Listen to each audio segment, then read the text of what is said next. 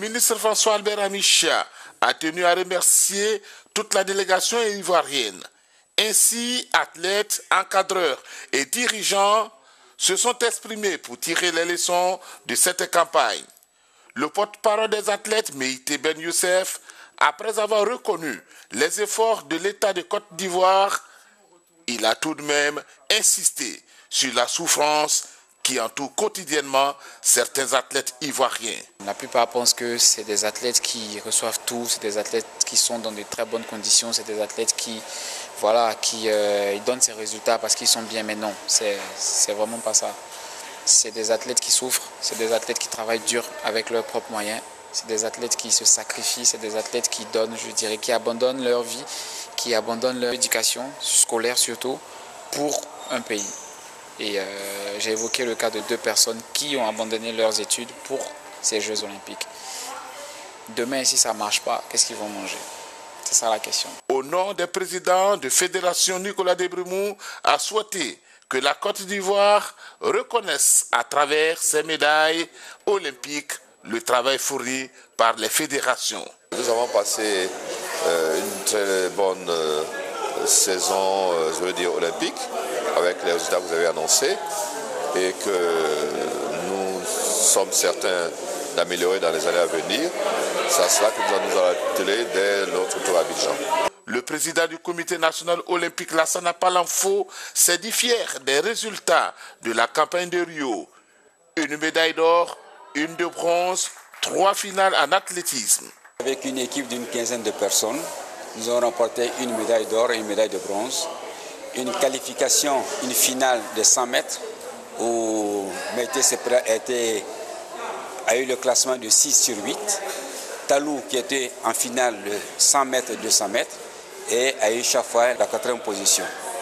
Pour nous, c'est-à-dire que le travail que nous avons accompli pour cette Olympiade a été une réussite. Et l'ensemble des athlètes choisis ont fait leur devoir et ont été au plus haut niveau de leur capacité. Le ministre François Albert Amicha s'est dit sensible aux doléances présentées par les athlètes et dirigeants. Les problèmes qui ont été posés par nos athlètes sont des problèmes réels. Et il appartient de les prendre point par point pour regarder ce qui peut être fait par le gouvernement. Mais comme je l'ai dit, il faut que les athlètes eux-mêmes sachent ce qu'ils veulent afin que le gouvernement puisse trouver les solutions.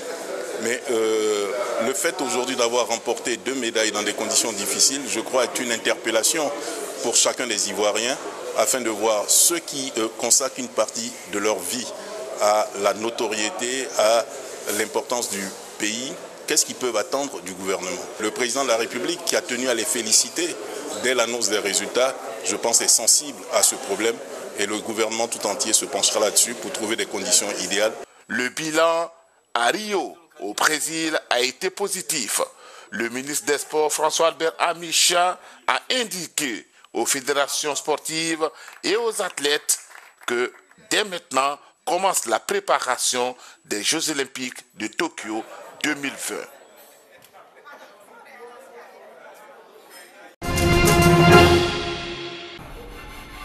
Devant un plat de riz fumant ou un pain de foutou avec une sauce visiblement appétissante, on se pose rarement des questions sur le parcours des vivres et non-vivres ayant contribué à la confection de ces mets, encore moins sur la volatilité des prix de ces denrées alimentaires. Des questions de trop, me direz-vous, après une matinée ou une journée harassante devant un plat qui n'attend qu'à être consommé. Et pourtant, dans l'arrière-cour, que de gymnastique pour ajuster le budget familial devant la volatilité des prix de vente des denrées alimentaires. Je fais le marché de la semaine, mais actuellement les trucs sont chers. Même si tu viens à 15 000, 20 000, tu n'arrives même pas à faire le marché même de 2 ou 3 jours. Parce que tout est cher. Quand je finis de faire le marché comme ça, je suis obligé de venir dans le même mois, encore faire au moins 2-3 fois le marché avant que le mois ne finisse. Nous sommes 2 personnes, je suis avec ma femme. Avec 3 000 francs, je fais le marché. Ça veut dire que si demain il y a un enfant, comment ça va devenir? Par exemple, parmi les 4 personnes, si tu as au moins 3 000 francs, tu pouvais bien faire ton marché et manger. Mais aujourd'hui, 3 000 francs ne peut plus rien faire sur le marché. Alors, question, pourquoi se nourrir dans un pays à vocation agricole est-il si cher? Selon les spécialistes, les raisons se situent aussi bien en amont qu'en aval de la chaîne de commercialisation du vivrier. Toutes choses qui impactent les prix à la consommation. Au commencement, l'offre des produits vivriers. Dans la majorité des cas, fruits d'une agriculture de subsistance, les productions sont soumises aux aléas climatiques. Chaque produit a sa saison. Chez nous ici, 80% de nos produits sont des cultures pluviales. On attend que la saison des pluies pour produire parce que c'est à ce seul moment-là qu'on a la capacité de pouvoir produire. Là, la nature nous est plus clémente. On a la pluie, on a le soleil. Autre facteur plombant l'offre, la proportion de la production mise sur le marché. Tout le monde sait que le vivrier est produit de manière abondante. Mais il y a tellement de facteurs bloquants qui font qu'on arrive chez le consommateur avec pratiquement quelquefois 50% seulement des quantités initialement produites. Cette offre réduite de moitié arrive sur les marchés des villes après avoir payé un lourd tribut au transport. Le transport coûte très cher. Pour qu'une femme puisse envoyer sa production sur Abidjan, elle peut payer par mois 400 000 par mois, 1 million dans le transport. Exemple comme ça, pour ceux-mêmes qui emmènent de l'oignon du Niger, exemple, quand le transport peut coûter 2 500 000, 2 700 000, uniquement le transport. Le vivrier denrées périssables arrive sur les plateformes des villes, zones de grande consommation agrégées des différents coûts. Examinons à présent le dernier parcours des plateformes au marché des quartiers. Ça vient directement des champs et ça vient au marché. Vous allez voir que les produits là viennent d'arriver. Peut-être qu'elle va dire c'est 100 francs ou 200. Mais quand le revendeur va acheter, il va envoyer soit à Bassam, soit à Cocody, soit à Trècheville, à Koumansi. Forcément, il va mettre sa marge dessus. Voilà l'éventail des coûts qui impactent la structure des prix des denrées alimentaires.